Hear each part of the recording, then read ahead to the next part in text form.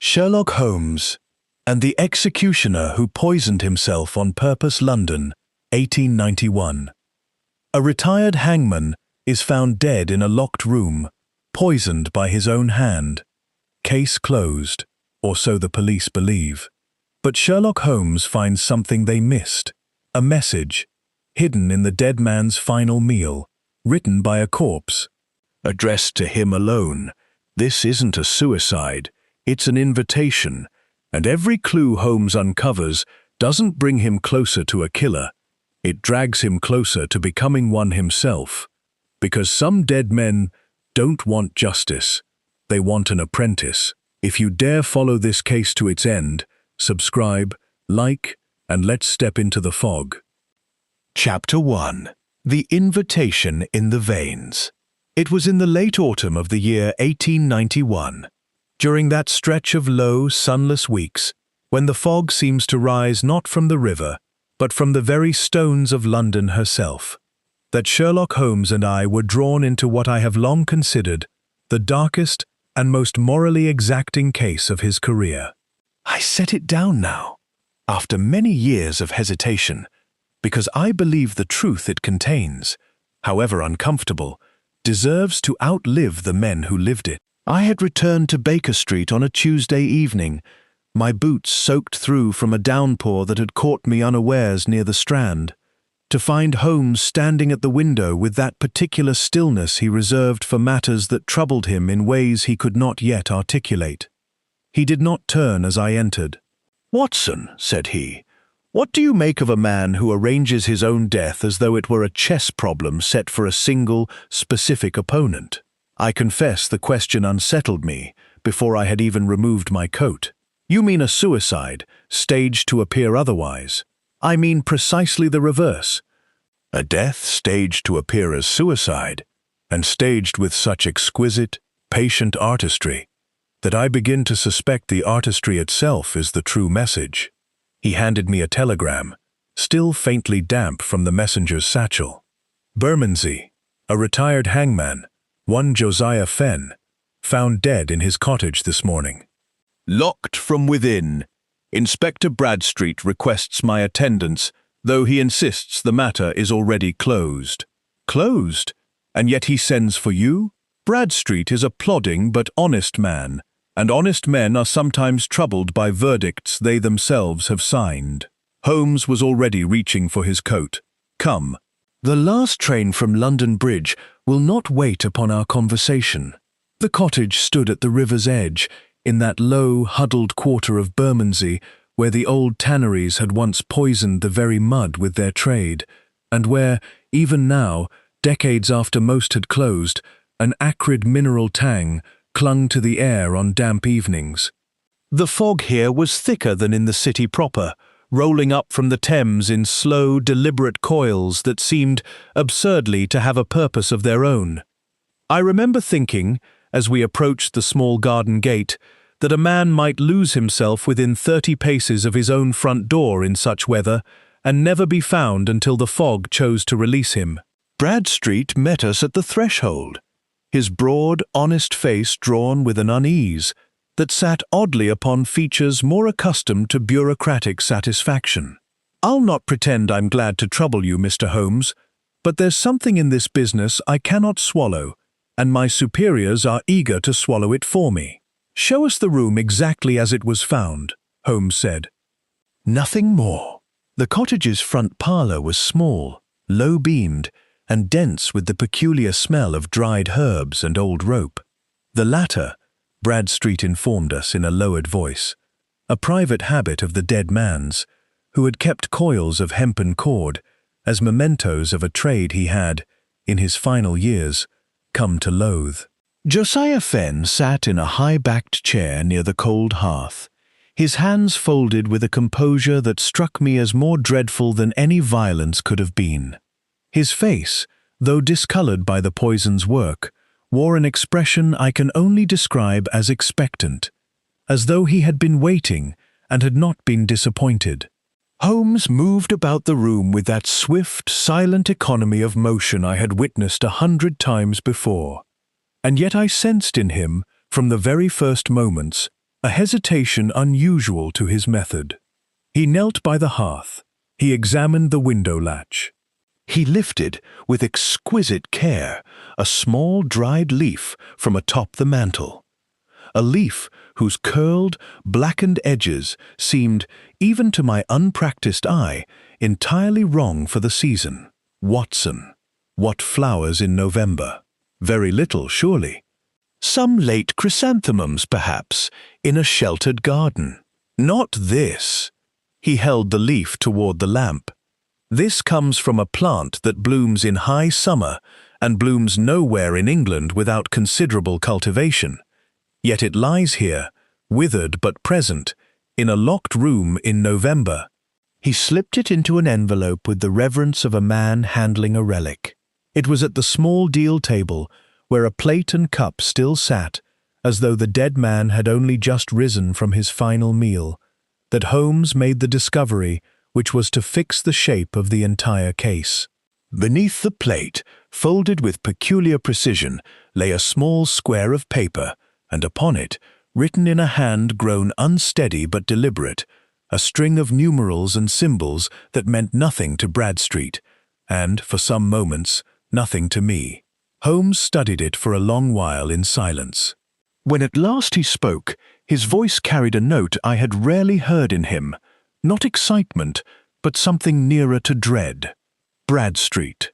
Was there any other paper upon this table, or about the room, addressed to any person? None, Mr. Holmes. That scrap was the whole of it. And no name is written upon it. None visible. No. And yet, said Holmes slowly, turning the paper so that the lamplight fell across it at an angle, it is addressed, quite unmistakably, to me. I confess, a chill passed through me at these words, and I saw even Bradstreet's ruddy countenance pale somewhat. To you, sir? How can a dead man address a message to a person he has never, so far as we know, encountered?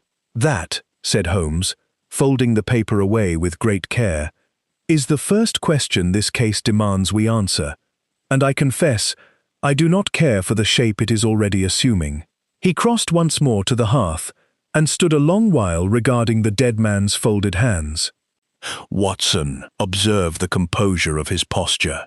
This is not a man who died in agony and was arranged afterward for dignity's sake.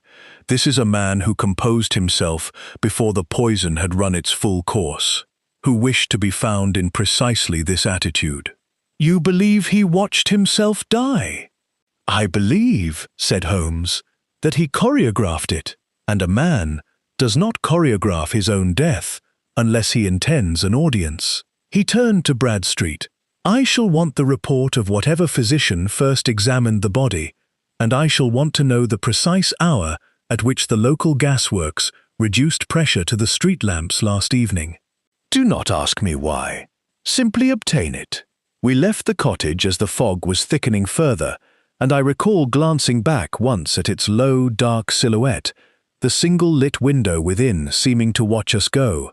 Holmes said nothing on the walk back to the station, and it was not until we were seated in the swaying compartment of the last train, the gas lamps of the platform sliding away into the murk, that he spoke again. Watson, I have solved 100 deaths in my time, and in every one of them, the dead man was, in some sense, my adversary's victim. Tonight, for the first time, I begin to suspect that the dead man is not the victim at all, but the author, and that I have been cast, quite deliberately, as a character in a drama whose ending he composed before I had ever heard his name. Surely that is fancy, Holmes. A man cannot write a message that arrives, as it were, from beyond the threshold of his own death, addressed to a stranger who had no part in his life. No, said Holmes quietly, watching the darkened window, but he can write one addressed to whoever proved clever enough to read it. And that, my dear Watson, is a far more troubling form of correspondence. Chapter 2. The Antidote That Never Arrived. The following morning found Holmes already at his chemical bench when I descended, a spirit lamp burning beneath a small retort, and about him that atmosphere of contained energy, which told me he had not slept, or had slept only in the brief, cat-like snatches that sufficed him during the early days of an investigation that had seized his imagination entirely.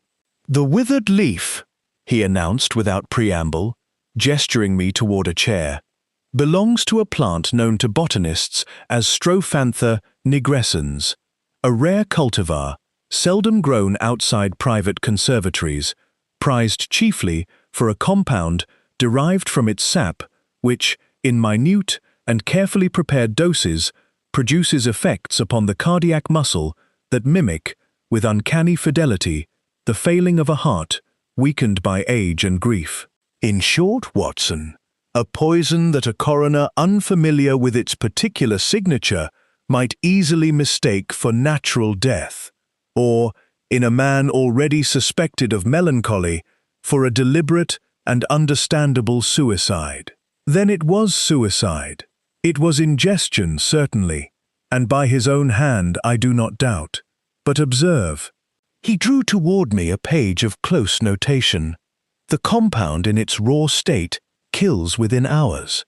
Yet the physician's report, which I obtained from Bradstreet this morning, by means I shall not trouble you with, places the earliest onset of symptoms a full 2 days before death, with the fatal collapse itself curiously delayed. A poison that lingers so precisely, Watson, is not natural. It has been prepared to linger. Someone possessed of extraordinary chemical skill calibrated the dose not merely to kill, but to kill upon a schedule. I own that this observation produced in me a species of unease greater than any I had felt in the cottage itself. To what purpose, Holmes? What man plans the timing of his own death with such exactitude? A man, said Holmes, rising and pacing before the fire, who wishes to still be dying, perceptibly, chemically, legibly dying, at the precise moment his intended reader arrives to examine the evidence. Consider, Watson, had Fenn died instantly, half the signatures this compound leaves upon the tissue would have faded before any investigator thought to look for them. He did not merely choose to die, he chose to die slowly enough to be read.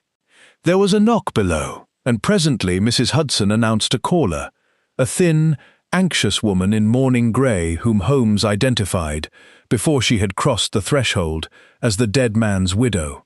Mrs. Ada Fenn was perhaps 50 years of age, with the particular pallor of a woman who has spent long years accustoming herself to a husband's grim profession and its consequences.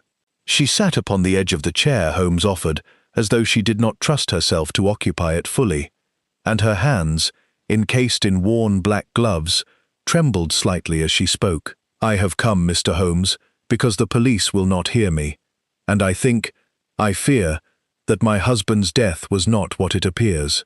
"You believe it murder?" "I believe." She paused, and I saw her gather herself with visible effort. "I believe he had been expecting it. For years, Mr. Holmes. He kept, always, a small quantity of a certain preparation locked in the pantry, the double-walled pantry, built to keep meat cool, though we had no need of such a chamber in a house so small. He told me once, quite calmly, as a man might remark upon the weather, that it was an antidote, and that he kept it near, in case he should ever need it. I asked against what danger, and he would not say. Holmes leaned forward with sudden intensity. "And was this antidote present in the pantry when the body was discovered?" "That is the very thing, Mr. Holmes." Her voice dropped almost to a whisper. "It was there, untouched. He had the means to save his own life within 20 paces of where he sat, and he did not so much as rise from his chair to reach for it."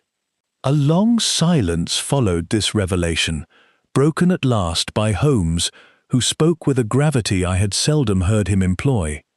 "Mrs. Fenn, did your husband in his final weeks receive any correspondence, any parcels, any visitors unfamiliar to you?" "Parcels, yes. For years, in truth, though I confess I never thought to question them." Small packages of dried botanical matter arriving perhaps twice a year, always without a return direction. My husband received them himself and would not permit me to open them. I had assumed them some harmless indulgence of his retirement, a hobby, a distraction from the memories his old trade left him. And did these parcels cease or continue in the weeks before his death? They continued, sir, to the very last. Indeed, one arrived not 4 days before he died. Holmes rose and crossed to the window, his hands clasped behind him in the attitude I had come to associate with his deepest concentration. "Watson, we are dealing not with an act of despair, but with a correspondence conducted over years, in a language of dried plants and careful dosages, between your husband, madam, and some party whose identity he chose to conceal even from his own wife." A man does not receive gifts of poison for a decade without understanding, at some level, that he is a participant in his own eventual demise. The only question that remains is whether he was a willing participant from the first, or whether willingness came to him only at the end. He turned back to Mrs. Fenn, and his voice, though still probing, gentled somewhat. "You said your husband kept the antidote near. Can you recall whether, in recent months, he seemed different, troubled, perhaps, in a manner distinct from his usual melancholy?" "He seemed," she said slowly, as though the memory pained her in the retrieving, resolved, as a man is resolved before a difficult journey. He put his affairs in unusual order. He spoke, once, of an old case, a hanging he had performed many years before, of a woman, though he would never give her name. He said only that he had come to believe he had been made a tool of, and that a debt existed which he could not discharge through any ordinary means. When she had gone, escorted to a cab by Mrs. Hudson with the particular tenderness that good landlady reserved for the bereaved, Holmes stood a long while at the window, watching the fog press against the glass. "A tool, Watson," he said at length. "A man who hanged the innocent by another's design, and who spent 30 years discovering the shape of his own deception. That is our dead man's confession, though he gave it to his wife without ever intending it as such." He turned, and his grey eyes held a hard, bright intensity I recognized as the herald of genuine engagement. "I fear I made an error yesterday in declaring, however informally, that this matter smelled of simple suicide. Bradstreet has already relayed my early impression to his superiors, and I am told the case is to be formally closed within the week. We have very little time, Watson, and a great deal of chemistry yet to read before whatever remains of the truth decays past recovery. You believe the evidence itself is failing."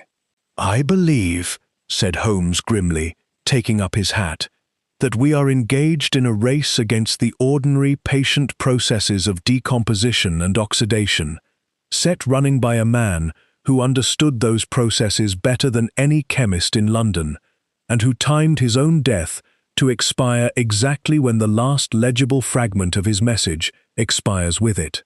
Come, Watson. We must return to Bermondsey before the fog finishes what the poison began." Chapter 3. The Ledger of the Dead. Bermondsey greeted us that second morning with a fog scarcely thinner than the one we had left behind the previous night, though a pale disk of sun struggled somewhere above it, giving the whole quarter the appearance of a photograph left too long in developing fluid, present but unfixed. Bradstreet awaited us at the cottage gate, and I saw at once, from the stiffness of his bearing, that our continued interest in a case his superiors considered settled sat ill with him. "I've had word from the Yard, Mr. Holmes. They're minded to close the file by Friday, suicide of an unsound mind, and I'll own I've precious little to offer against it, save a feeling in my gut that won't be reasoned away." "Then let us give your gut something firmer to stand upon," said Holmes, and without further ceremony, he made his way past the constables stationed at the door and into the cottage's small rear room, a cramped study that had escaped our notice on the previous visit, given over almost entirely to a heavy iron-bound chest. "This," said Bradstreet, "was locked when we found it, and we've not troubled to force it, there being nothing in the will or effects to suggest urgency." Holmes knelt before the chest and examined the lock with his glass for the better part of 5 minutes in silence. Tracing the wards with a slender pick, he produced from his waistcoat with the practiced ease of long habit. "Common enough mechanism," he murmured at last, "though I observe the keyhole itself shows signs of recent oiling, while the surrounding ironwork is rusted from disuse. Someone attended to this lock, and recently, though the chest itself has plainly not been opened in years." The lock yielded with a soft, reluctant click. Within lay a single volume, bound in cracked black leather, its pages foxed with age and damp. Holmes lifted it with something approaching reverence and opened it upon the small writing desk beneath the window. "A private ledger," he said, turning the pages slowly, "kept, unless I am much mistaken, in Fenn's own hand, across the whole span of his professional life. A record, entry by entry, of every execution he performed in his official capacity." He fell silent, running his finger down a column of dates and names, and I saw his brow contract in that particular manner which told me he had encountered something unexpected. "Holmes, there are 2 columns here, Watson, where the official record, which I examined at the Home Office archive only last week, having anticipated some such necessity, shows only 1. The first column matches the public record precisely, name, date, and the presiding magistrate. But here, in a second column added, I judge, some years after the fact, and in a different, unsteadier ink, Fenn has appended a private notation to certain entries. Look here." He pointed to a line, perhaps 2/3 down a page, dated some 30 years prior. I bent to read it. The public entry recorded, in the flat officialese of the trade, the execution of one Margaret Ellen Voss, convicted of the poisoning of her employer. Beside it, in the cramped later hand, Fenn had written a single word, wrongly. "Good God," I said. "There are others," said Holmes quietly, turning further pages. "Not many, perhaps 1 in 20, but each bears this same private annotation, this quiet dissent from the verdict he himself was compelled to carry out. Fenn was no mere instrument, Watson. He was a man who kept, across decades, a private tribunal of his own conscience, sitting always in judgment upon judgments he had no power to overturn." Bradstreet, who had followed us into the little room, let out a low whistle. Then the man carried 30 years of guilt for hangings he thought unjust, and never spoke a word of it to a living soul. "So it would appear," said Holmes, "save that he has now spoken a great deal, to a very particular soul, in a language of poisons and ciphers rather than plain confession." He turned back several pages to the entry concerning Margaret Voss, and studied it a long while. "Observe the page number, Watson, 41, and recall the numerals inscribed upon the paper found beneath his plate." I recalled them at once, for they had troubled my sleep the previous night, a string of figures that had meant nothing to either of us. Holmes drew the paper from his note-case and laid it beside the ledger. 4-1, he murmured. 7-9, 2-3, 6-6. He looked up, and there was in his eyes that particular light I had learned to associate with the instant a labyrinth first shows its true shape. "Watson, these are not arbitrary numerals at all. They are page references, and I begin to suspect, moreover, that certain of these pages, cross-referenced by a system I have not yet fully unraveled, correspond to street addresses in this very city. Fenn has built himself a cipher out of his own guilty conscience, using the ledger of his crimes as the key to unlock, what? A confession? An accusation? We shall know only when we have run each numeral to its ground. It was slow, exacting work, and I will not pretend that I contributed greatly to it beyond the holding of lamps and the fetching of a street directory from the local stationers, which Holmes consulted with mounting intensity for the better part of 2 hours. Page 41. Cross-referenced against a second numeral series whose logic Holmes alone seemed to grasp. Resolved at length into a street number in a respectable quarter near the river. The address, as it transpired upon inquiry, of a private conservatory and botanical supplier operating under the name of one Elias Crowe. Crowe, murmured Holmes, closing the ledger with great care. A name I confess means nothing to me yet, though I suspect it shall mean a very great deal before this business concludes. Bradstreet, consulting a small notebook of his own, frowned. I know the name, now you mention it. Philanthropic gentleman, supplies medicinal herbs to 2 of the London hospitals gratis, and sits upon the board of a reformatory for the children of condemned men. Blameless sort of fellow, by all report.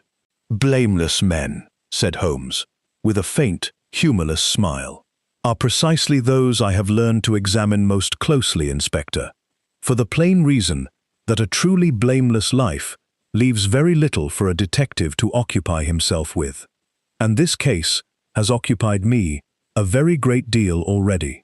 He turned to the final entry Fenn had made in the ledger.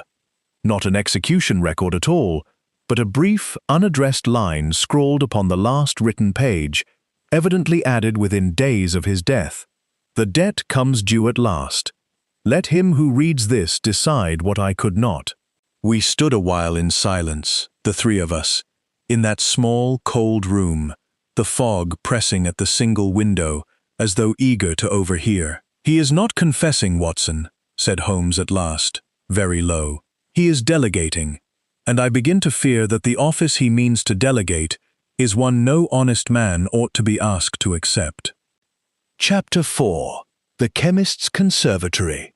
The conservatory of Elias Crowe stood somewhat apart from the general clamour of the city, upon a quiet lane where the great glass structure caught what little sun the season offered, and multiplied it into a warm, humid brilliance, entirely at odds with the grey November world beyond its panes. We were received, upon presenting Holmes's card, not with the wariness I had half expected, but with a courtesy so immediate and so entirely without guile that I confess my suspicions wavered upon the very threshold. Elias Crowe himself was a man of perhaps 35, slight of build, with pale, long-fingered hands that seemed made for the delicate work of grafting and cultivation, and a face of such open, gentle intelligence that I found it difficult, even knowing what I knew, to associate it with any darker purpose. He met us among a bank of flowering specimens, whose names I did not know, and whose scent, heavy and faintly sweet, hung in the moist air like a held breath. Mr. Holmes, said he, extending a hand, I confess I have expected you, though I own myself uncertain whether that confession will raise your suspicions or allay them.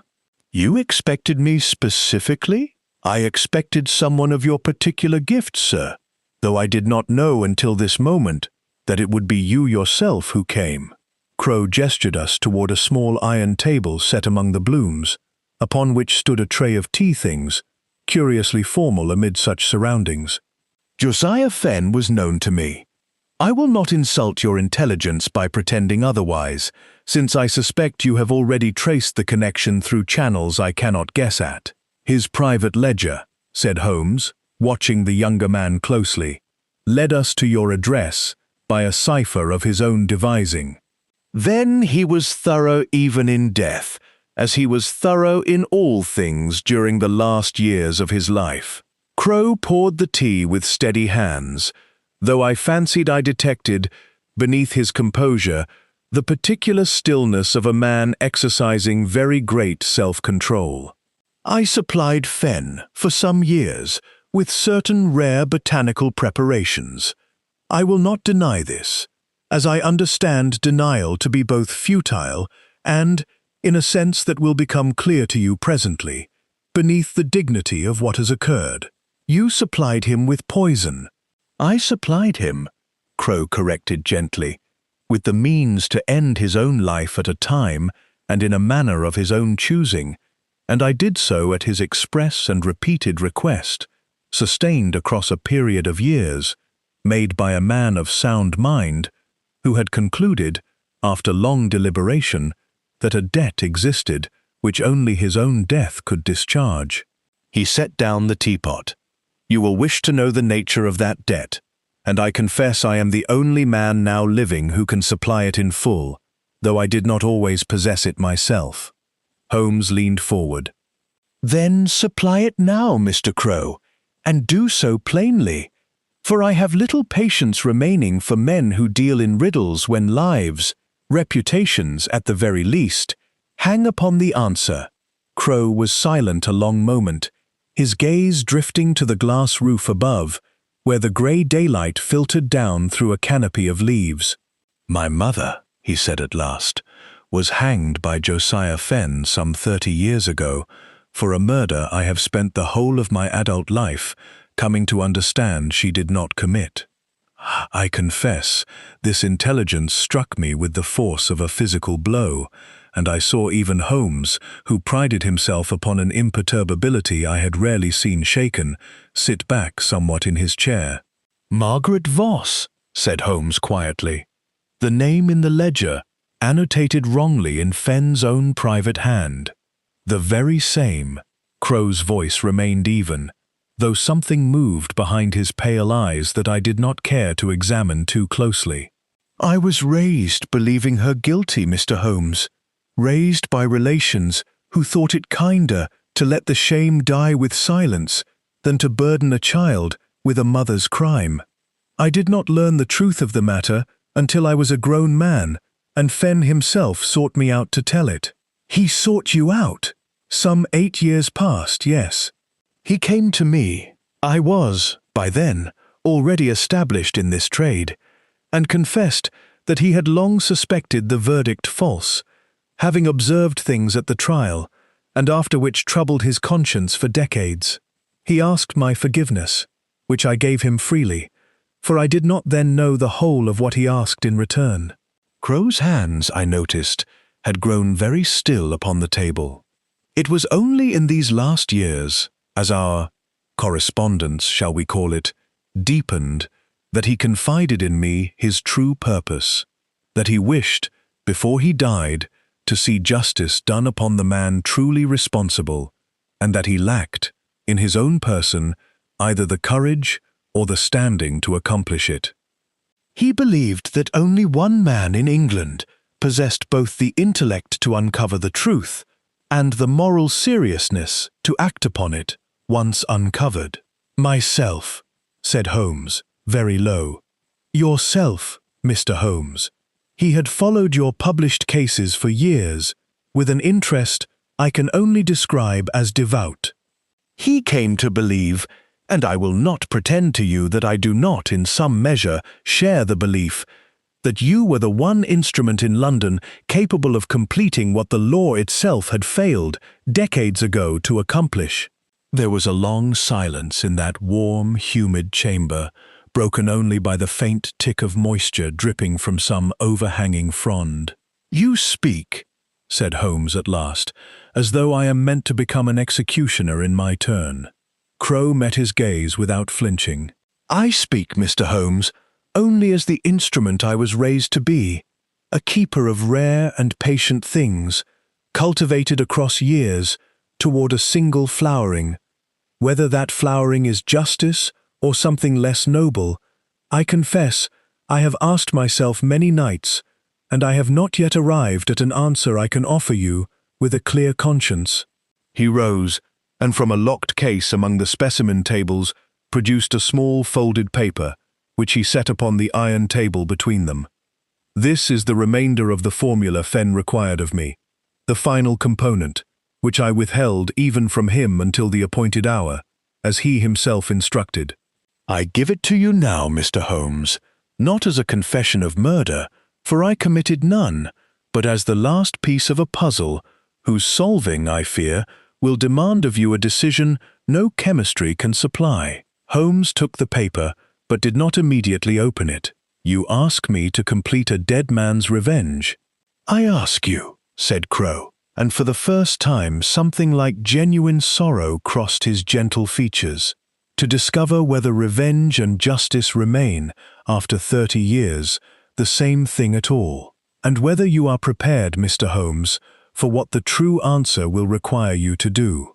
We left the conservatory as the brief afternoon light was already failing, and Holmes did not speak until our cab had rattled some considerable distance toward the city, the glass structure receding into the mist behind us, like some strange, luminous ghost. "Watson," he said at last, staring fixedly at nothing, "I have solved murders, thefts, conspiracies of state, and I have never once hesitated at the threshold of a solution for fear of what lay beyond it. I confess to you now, and to no one else, that I hesitate at this one." Chapter 5. The Woman Who Should Not Have Hanged. Lila Voss kept a boarding house in a narrow street off the Old Kent Road, a modest establishment whose front parlour smelled of coal smoke, boiled linen, and the particular mustiness of paper long undisturbed. She was a woman well past 60, small and spare, with the sharp, unclouded eyes of one who has spent a lifetime observing more than she has been permitted to say. She received us with a wariness that softened only when Holmes mentioned the name Margaret Voss, at which her composure, so carefully maintained, seemed to crack along some old and well-worn seam. 30 years, she said, settling into a chair by the meagre fire, and not a soul has asked me of her in all that time, save the boy, Elias, though I did not know until some years past that he had grown to manhood and taken a different name for his trade. She regarded Holmes with an odd, searching intensity. "You have come from him, I think." "We have come from Josiah Fenn's ledger," said Holmes, "and from a death that has raised questions no one, until now, has troubled to ask aloud." "Then ask them, sir, and I will answer as best my old memory allows, though I warn you, it is a memory I have spent 30 years trying, without success, to forget." She told her story slowly, with the deliberate care of a woman who had rehearsed it many times in solitude, but had never before been asked to speak it to another living soul. She had been, in her youth, a prison visitor of the old evangelical sort, attending condemned women in the weeks before their execution to offer such spiritual comfort as the law permitted. And she had attended Margaret Voss, no relation, she was careful to note, the shared name a mere coincidence of a common surname, through the final fortnight of her imprisonment. She never once wavered from her claim of innocence, Mr. Holmes, not in the confessional stillness of a cell at midnight, when a guilty woman most often breaks. She said always the same thing, that she had been at her employer's house that evening upon an errand given her by another, and that the poison found upon her person had been placed there without her knowledge by someone she trusted. Did she name this someone? She would not, or could not. She said only that the man in question held a position of such standing that no jury in England would credit her word against his, and that to name him without proof would be to hang herself twice over, once by the law and once by ridicule. Lila Voss's hands trembled slightly as she drew from a locked drawer a small bundle of papers, yellowed with age. "I kept notes of our conversations, Mr. Holmes, against some future day when they might matter. I did not think, 30 years ago, that such a day would ever come." Holmes took the papers with evident care and read them through with an intensity that held the small room in silence for the better part of a quarter-hour. At length he looked up, and I saw in his face that particular sharpening of attention which told me he had found what he sought. "Here," said he, tapping a line near the bottom of the second page. "She states that on the night of the crime, she delivered a sealed package to her employer's study, at his own instruction, and that a visitor was already present with him when she arrived. A visitor whose voice she recognized, but whose name, out of some fear she does not here explain, she declined to record, even in this private memorandum. "She told me his name," said Lila Voss quietly, "on the very night before she died. I have kept it silent all these years, Mr. Holmes, for I had no proof to offer beside an old woman's memory, and I feared, I confess it plainly, that to speak it aloud would bring ruin upon myself, without saving her, since she was already beyond saving. And now?"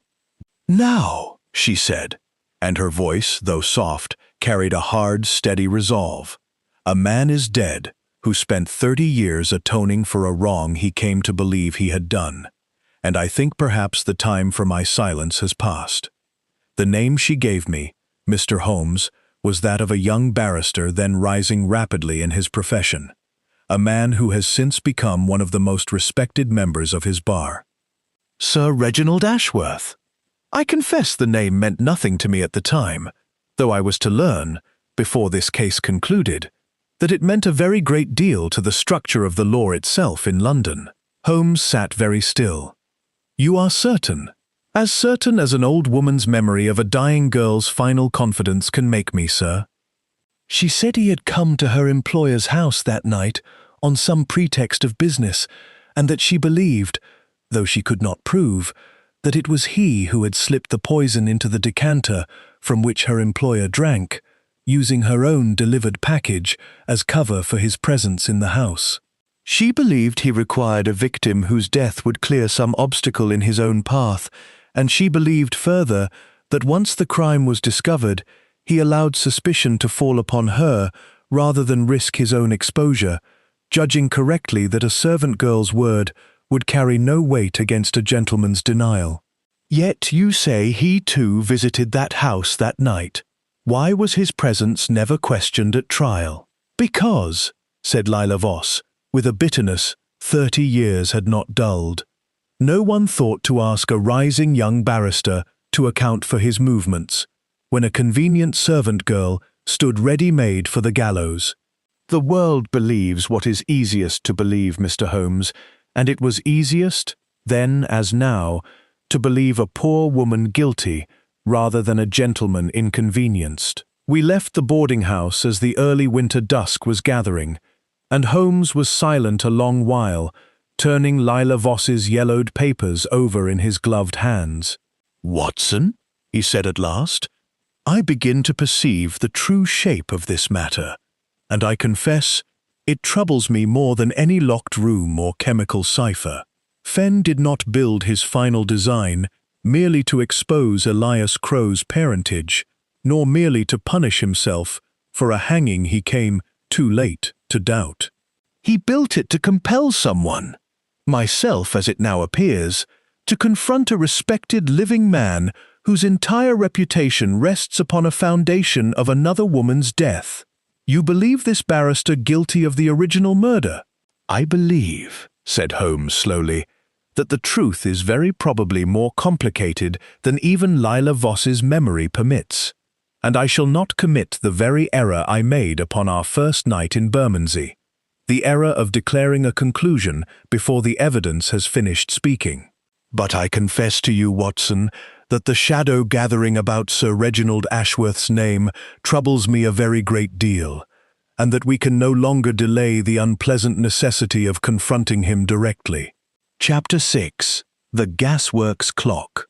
We returned once more to the Bermondsey cottage the following morning, for Holmes declared that certain fixed points in the sequence of Fenn's final hours remained yet unestablished, and that no theory, however compelling, could be permitted to stand until every material fact had been reconciled against it. "You will recall, Watson," said he, as we entered the cold, silent parlour where the dead man had been found, "that I requested from Bradstreet the hour at which the local gasworks reduced pressure to the street lamps on the night in question. I have that information now, and I mean to test it against the evidence of this room." He knelt first before the small cast-iron stove, and, with an instrument I had seen him employ before, a delicate thermometric probe of his own devising, took a series of careful readings from the residual heat retained within the iron itself. Comparing these, by means of a table of cooling curves he had evidently prepared in advance, against the known temperature of the room and the estimated hour of discovery. "The fire was last fed," he announced presently, "at approximately 11 o'clock on the night of his death, some 3 hours by my calculation, before the poison completed its work. A man does not tend his fire 3 hours before dying unless he expects to remain conscious and comfortable until very near the end." He moved next to the single oil lamp upon the mantel, examining its glass chimney with his lens for some minutes in silence. "The soot deposition here is heavier than one would expect from a single night's burning, and heavier still upon the side nearest the window. This tells me the lamp burned longer than the length of an ordinary evening, and that a draught, however slight, entered from that window during the hours it burned. Yet the window, we determined upon our first visit, was found latched from within." He straightened, frowning. "The draught, then, entered before the window was finally secured, which is to say, someone opened that window during the night and closed it again before the room was discovered. Fenn himself? Possibly. But observe the floorboard beneath the window, Watson." Holmes indicated a plank whose grain, worn smooth by decades of foot traffic, showed nonetheless a faint but unmistakable stress fracture running across its width.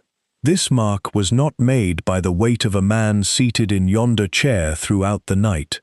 It was made by someone standing directly upon this spot, and standing with sufficient weight and duration to crack timber already weakened by age. Fenn, according to his widow, weighed scarcely 9 stone in his final illness. This mark suggests a heavier man. I felt a chill quite apart from the room's native cold. Then someone else was present in this cottage that night. "So it would appear, though I do not yet say murderer, Watson, for the sequence of events permits, I think, an interpretation less violent than it first suggests." Holmes turned to the small table where Fenn's final meal had been laid, and from his pocket produced the gasworks record Bradstreet had at last obtained. The pressure to the street lamps in this quarter was reduced, by the company's own schedule, at precisely 2:30 in the morning, a full hour later than the ordinary practice, owing to some mechanical difficulty at the works that night, faithfully logged by the duty engineer. Compare this now against the soot pattern upon Fenn's own lamp, which shows a final brief surge in its flame, visible here, in this slightly heavier ring of deposit, corresponding, I am nearly certain, to the very moment the street pressure was restored, and every gas fixture in the district drew breath together. "You mean to say he timed his death to the gasworks schedule?" "I mean to say," said Holmes, "that whoever arranged the final details of this room understood, with extraordinary precision, the exact minute at which the city's infrastructure would furnish an unimpeachable clock, a clock no jury could dispute, since it rests upon a mechanical company's own dispassionate ledger rather than any human testimony. Fenn died, or was permitted to die, within minutes of 2:30, and I confess I no longer believe this coincidence, Watson. I believe it design." We stood a while in silence, and I saw Holmes's gaze travel once more to the stress-fractured floorboard beneath the window. "There was a second person in this room that night," he said at last, very low, "who entered, perhaps, by that same window, remained through some portion of the night, long enough to leave this mark, long enough perhaps to feed the fire once more, or to ensure the lamp burned true, and departed before the pressure returned to the lamps and the world outside began to stir. Whoever it was, Watson, they were no murderer in any ordinary sense. I believe they were a witness, invited or otherwise, to the final hours of a dying man's design, perhaps even an assistant in its completion." It was upon the writing desk, examining once more the fragments of correspondence found scattered among Fenn's effects, that Holmes made the discovery, which fixed, at last, a name upon this second presence. Tucked within the pages of an old prayer book, evidently overlooked in our first examination, lay a visiting card, its edges soft with handling, bearing a name and Chambers' address that struck me, upon reading it, with the sudden cold clarity of a name half remembered from Leila Voss's testimony only the day before. Sir Reginald Ashworth, Q.C. "There," said Holmes softly, holding the card to the grey window light. "The barrister comes to us again, Watson, and this time not merely through the memory of a dying woman 30 years gone, but through the physical evidence of this very room. I begin to suspect that Sir Reginald Ashworth's connection to this business runs a good deal deeper than a single unproven crime committed in his youth. I think, Watson, that it is time we called upon him directly, and I confess I do not relish the confrontation that visit must inevitably bring." Chapter 7. The Barrister's Drawer. Sir Reginald Ashworth received us in his chambers off Lincoln's Inn, a set of rooms lined floor to ceiling with calf-bound law reports whose gilt titles had faded, over decades, to a uniform and dignified brown. He was a tall man of some 60 years, silver-haired, with the particular composure of one long accustomed to commanding rooms far more hostile than his own study, and he greeted Holmes's card with a courtesy so measured that I could not tell, in that first moment, whether it concealed alarm or simply reflected the habitual caution of his profession. "Mr. Sherlock Holmes," said he, rising from behind a desk of considerable age and dignity. "I confess I anticipated this visit might come, though I had hoped, perhaps foolishly, that it would not." "Then you know why we have come." "I know that Josiah Fenn is dead, and I know that a man of his profession does not die without disturbing certain sediments long settled at the bottom of old affairs." Ashworth gestured us to chairs with the smooth economy of a man who had spent a lifetime directing the movements of courtrooms. "I will not insult you, sir, by pretending ignorance of the case you pursue. I have followed your published methods for some years, and I do not imagine you have come this far only to be turned aside by an old man's evasions." "Then perhaps," said Holmes, seating himself with deliberate slowness, "you will tell me of your presence in the household of a woman named Margaret Voss, on the night she was later convicted of a murder she consistently denied." Something moved behind Ashworth's composed features.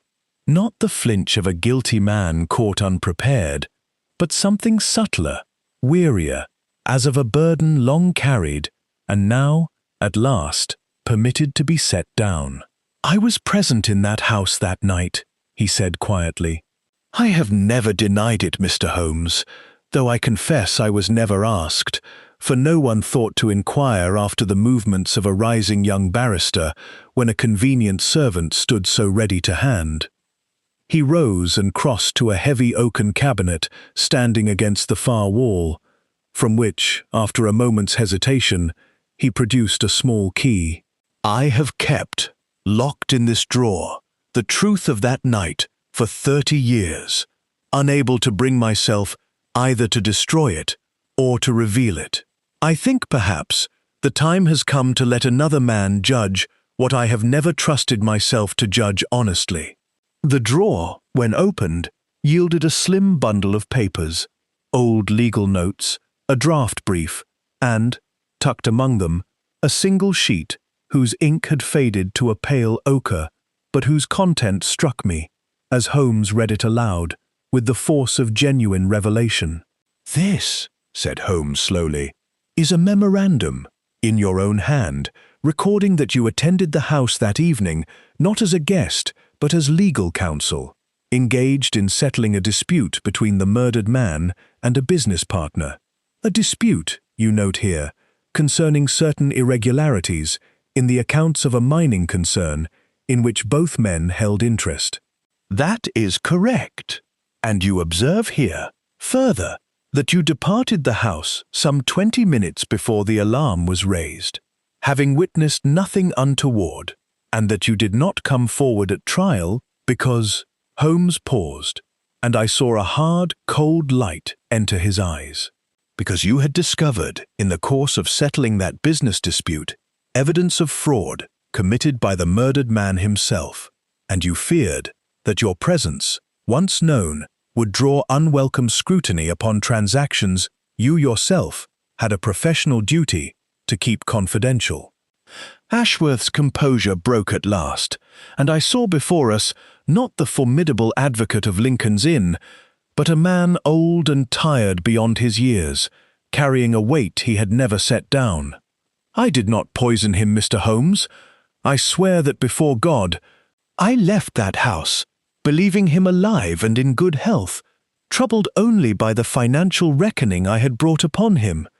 But when the news came that he had died, and that a servant girl stood accused, He stopped, and his hands, I observed, trembled upon the desk. I told myself that my silence harmed no one who was not already condemned by evidence I had not manufactured. I told myself, across 30 years, that a coward's silence was not the same crime as a murderer's poison. I have had a very long time, sir, to discover how thin that comfort truly is. You knew then that she was innocent.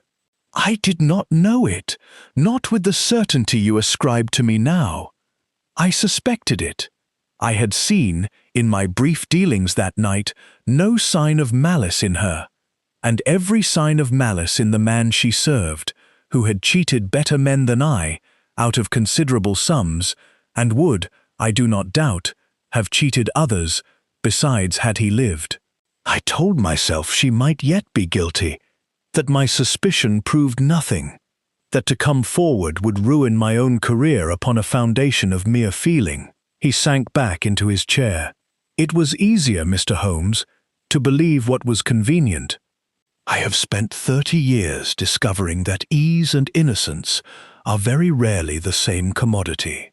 Holmes regarded him a long while in silence, and when he spoke again, his voice carried a weight I had seldom heard him employ toward any man, however guilty. You are not, then, the murderer this case has led me to suspect.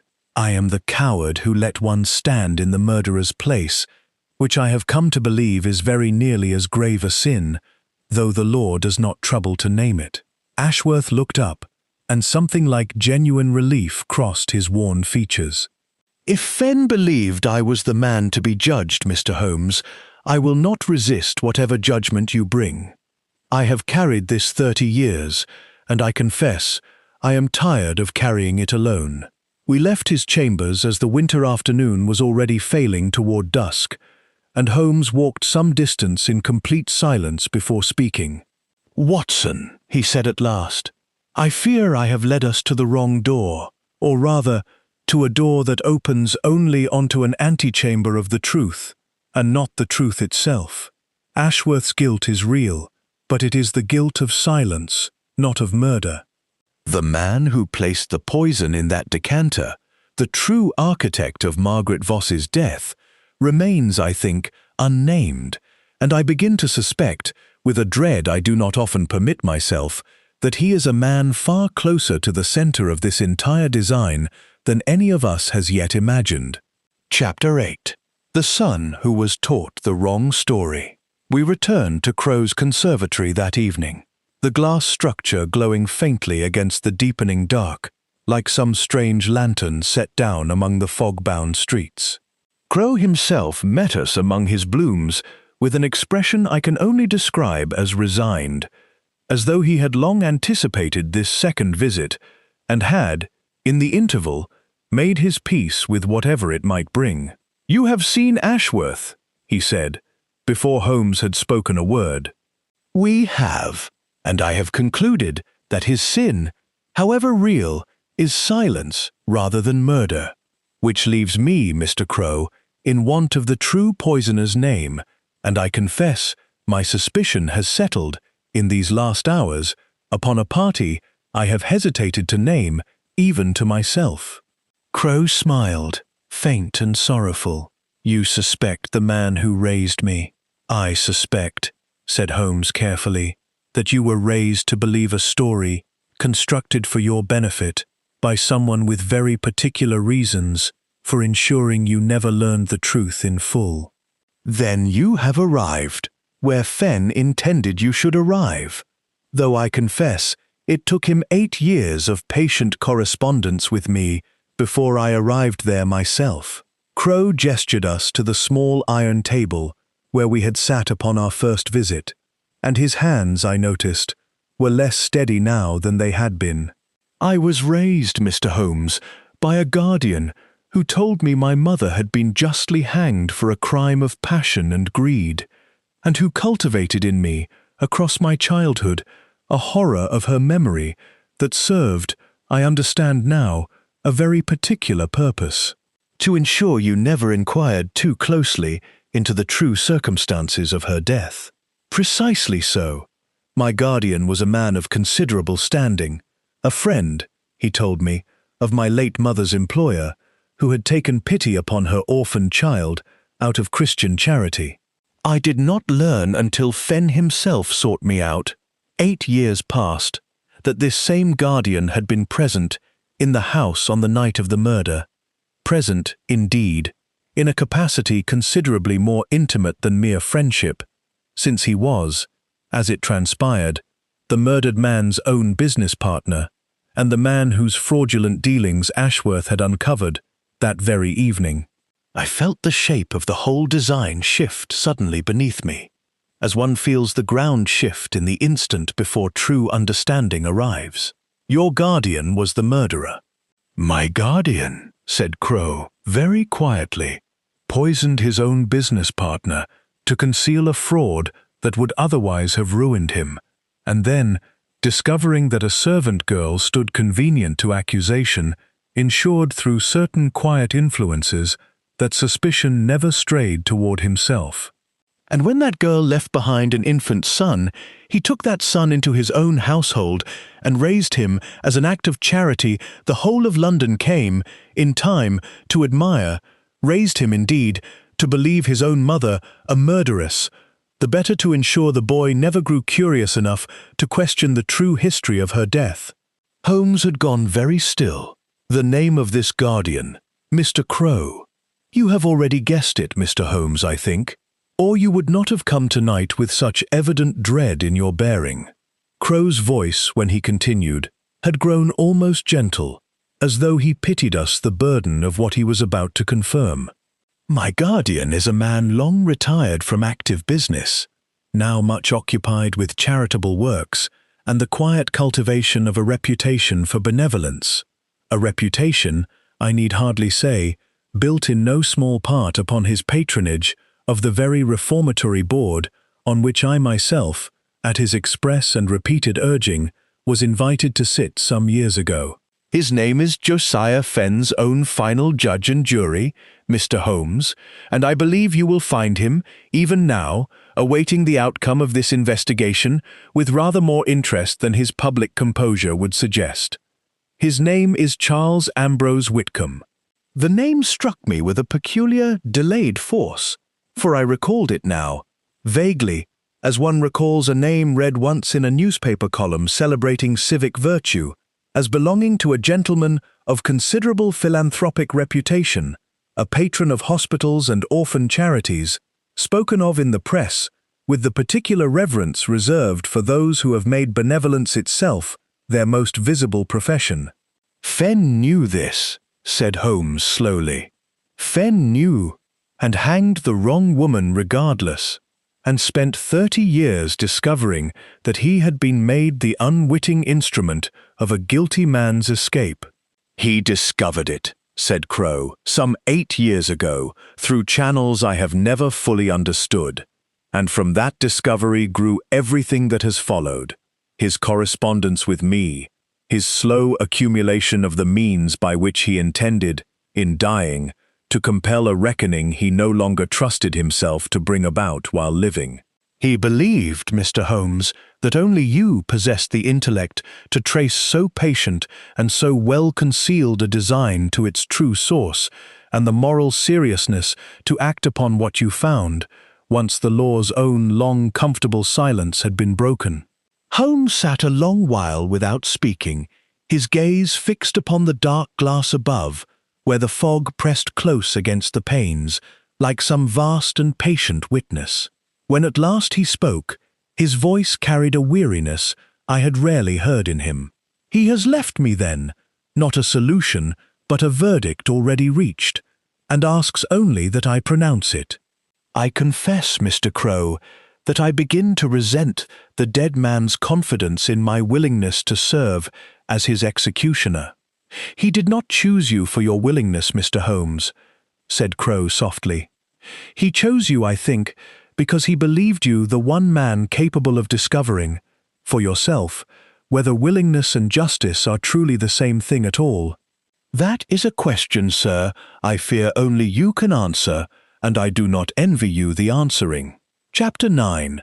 The Choice the Dead Man Built. We returned to Baker Street that night in a silence I had rarely known to settle so heavily upon my friend. He sat long before the fire without speaking, his pipe unlit in his hand, and I confess I did not disturb him, sensing that some struggle was proceeding within him for which no observation of mine could offer useful assistance. It was near midnight when he spoke at last.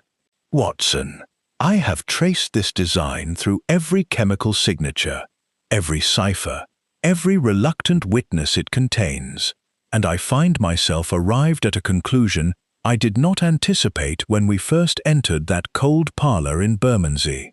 Fenn does not ask me to expose a murder the law has already, however imperfectly, closed. He asks me to destroy a man's reputation upon evidence that would satisfy no court in England, a servant's dying word, a barrister's guilty silence, a chemist's testimony as to his own upbringing. Whitcomb committed his crime 30 years ago, and every witness who might have testified against him at the time is now dead, disgraced, or bound by professional confidence. I could publish the whole account in every newspaper in London, and I do not believe it would suffice to convict him of anything beyond an unproven scandal, from which a man of his standing and resource would very likely emerge, in time, entirely unscathed. Then what does Fenn ask of you, if not exposure through the ordinary channels of justice? That, said Holmes grimly, is precisely the question I have turned over these many hours, and I confess the answer that presents itself troubles me a very great deal. Fenn has constructed, across this whole affair, a private court in which I am asked to serve simultaneously as investigator, jury and, I fear it most sincerely, Watson, executioner. He has given me truth without proof, certainty without a legal remedy, and left me to determine for myself what obligation such knowledge imposes upon a man who has always held the law, however imperfect, as the proper vessel of justice. I own that a cold unease had settled upon me throughout the whole of this narration, and it was at this moment, I think, prompted by some instinct I cannot fully account for, that I resolved to speak of an observation I had made 2 days previous, and had, until now, kept to myself, uncertain of its relevance, and reluctant to distract Holmes's reasoning with a mere medical impression. "Holmes," said I, "there is a matter I have withheld from you, not from any deliberate concealment, but because I did not, until this moment, understand its significance. When we first examined Fenn's body, I noted, as a physician, and almost without conscious thought, a particular discoloration about the lips and beneath the nails, consistent with the compound you identified. But I noted also a secondary symptom, faint but present, which I did not then connect to the primary poisoning. A slight yellowing of the sclera, of the kind one associates not with cardiac failure, but with a mild, chronic insufficiency of the liver, developed, I should judge, over some considerable period preceding death. Holmes turned to me with sudden, sharp attention. "You are certain of this?" As certain as a medical man may be, without the benefit of a post-mortem examination, which, given the manner of the case's original closure, was never properly conducted. But I have given the matter thought these 2 days, Holmes, and I believe, though I offer it with all due caution, that Fenn was already a dying man before ever the final dose was administered. Some wasting illness, perhaps of some years' standing, had already fixed the term of his natural life at a matter of months, perhaps a year at most. I watched something shift in Holmes's countenance, not surprise exactly, but a species of dawning comprehension that seemed, even as it settled upon him, to lift some portion of the weight he had been carrying. Then he was not merely willing to die, Watson. He was already dying, and chose the manner and the moment of a death that was, in any case, close upon him, in order that his final months might be spent in the construction of this design, rather than in the slow indignity of a wasting illness. This alters the calculus considerably. Fenn did not sacrifice a long life to compel my involvement. He spent the last currency he possessed, a death already certain, timed instead of merely awaited, to ensure that his private reckoning would not die with him unspoken. Does this change what he asks of you? It changes, said Holmes slowly, rising and pacing before the fire with renewed energy. My understanding of the man who asks it, though the question itself remains as hard as before. He has not asked me to become a murderer in his place, Watson. Of this I am now nearly certain, and your observation confirms what I had begun, in these last hours, to suspect on other grounds. He asked me to decide, freely, what a truth without legal remedy demands of the man who possesses it. He built the whole elaborate architecture of clue and cipher, not to compel a specific action, but to compel a specific confrontation, to ensure that Whitcomb, whatever fate ultimately befalls him, could never again enjoy the comfortable ignorance of a world that has forgotten to ask what he did 30 years ago. Then the choice remains yours alone. No, Watson. Holmes stopped his pacing and regarded me with an expression I had rarely seen him wear, something nearer to gratitude than I had thought him capable of displaying. It was never meant to be mine alone, though I confess I very nearly convinced myself otherwise these last 2 days, in the solitary arrogance of believing that a truth discovered by my own reasoning must be a truth resolved by my own hand. Your observation restores to me something Fenn's design very nearly stripped away, the knowledge that I am not obliged to stand in judgment alone, that there exists a difference between uncovering the truth and appointing myself its sole and sufficient instrument. We shall confront Whitcomb together, Watson, and we shall determine together what is to be done.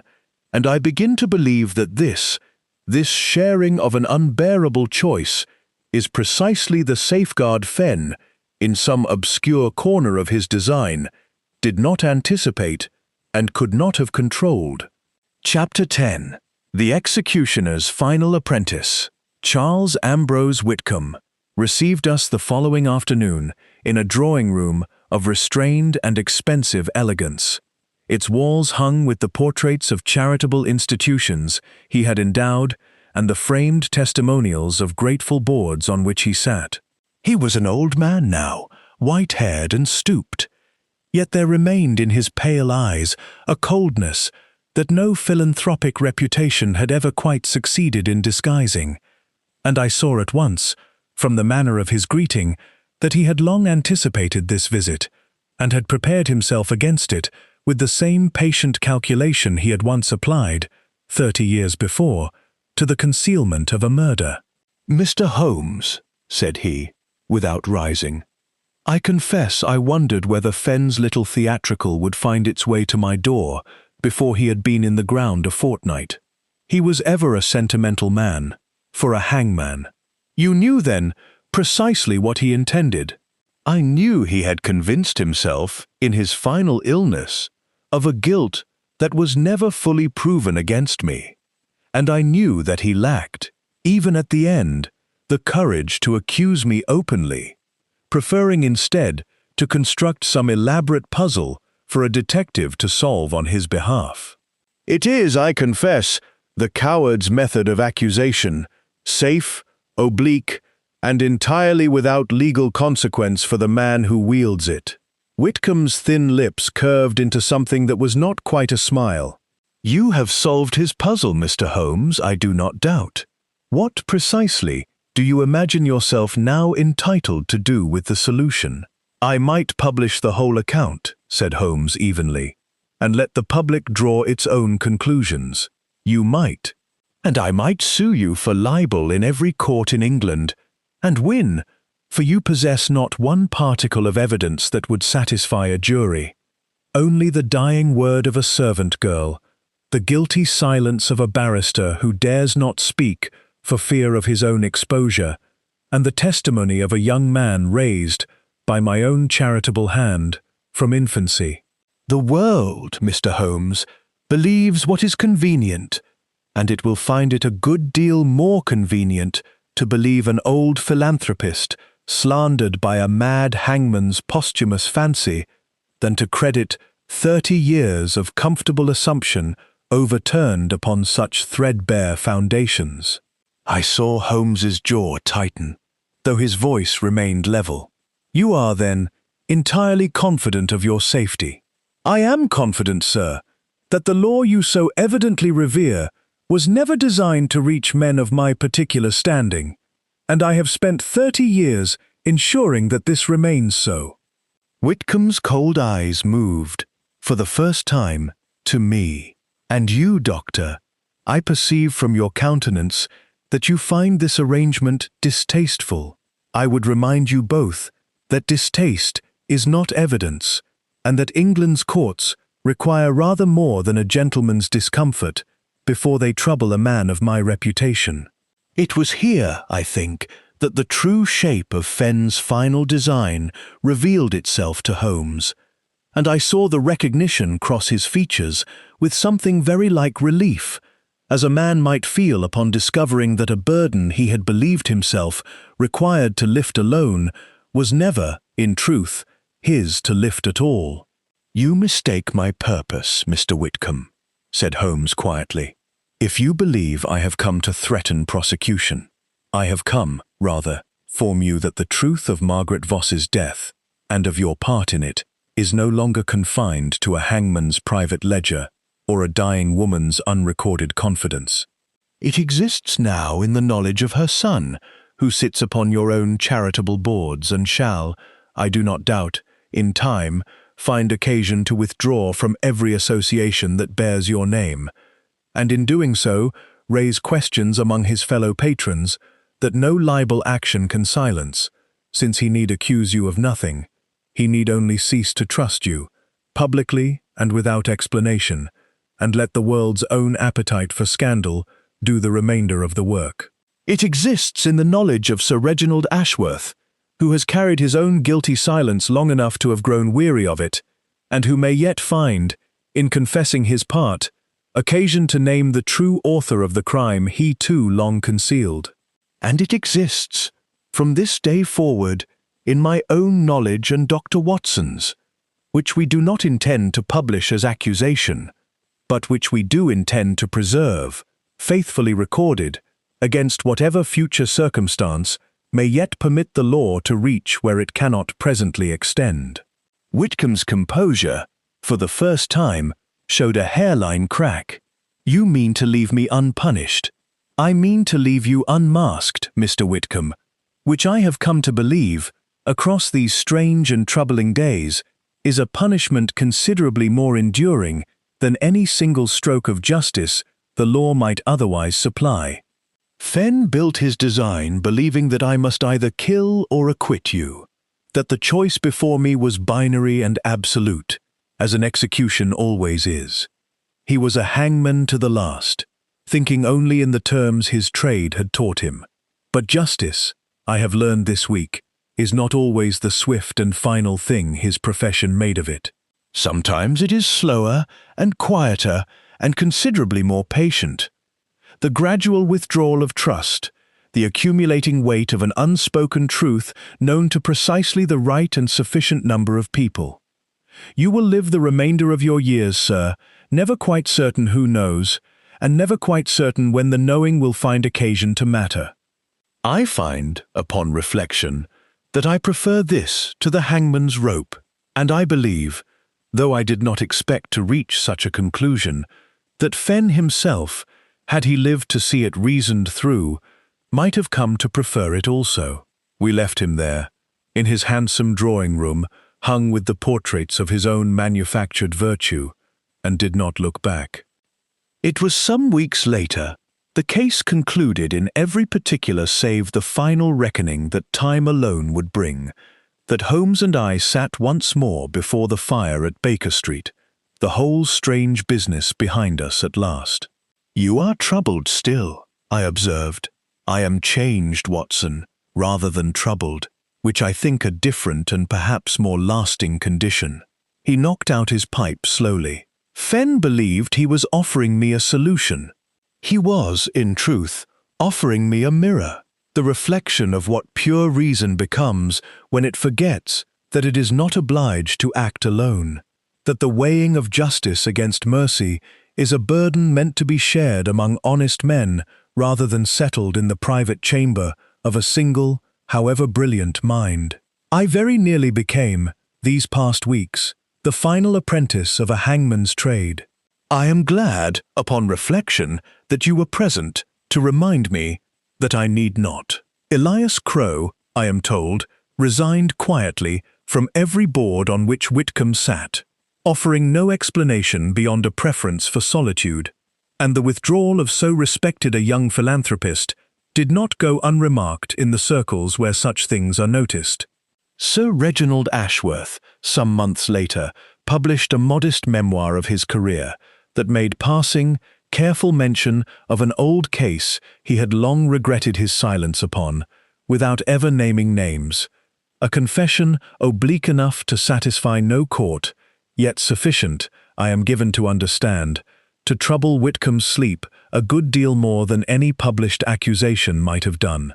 As for Josiah Fenn, he lies now in a quiet Bermondsey churchyard, his private ledger burned at Holmes's own instruction, its secrets preserved only in the memory of the few who read them.